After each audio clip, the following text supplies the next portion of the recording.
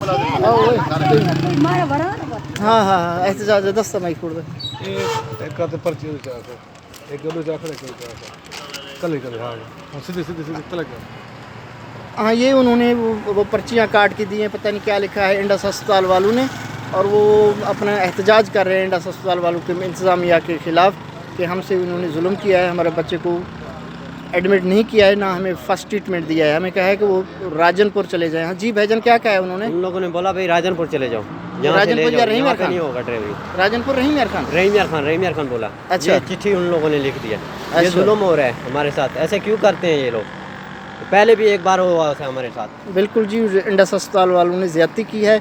इस दौर में भी कहाँ गया इमरान खान का तब्दीली, इस दौर में भी ये थाने के गेट के ऊपर ही बच्चे ने जन्म दे दिया है बच्चे को।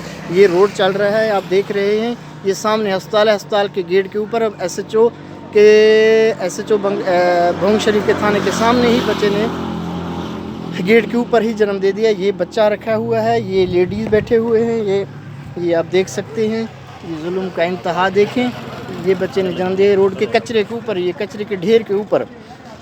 आला हुकाम से अपील की जाती है कि इनकी दादरसी की जाए और इनके खिलाफ इंडस अस्पताल वालों के खिलाफ कानूनी कार्रवाई की जाए।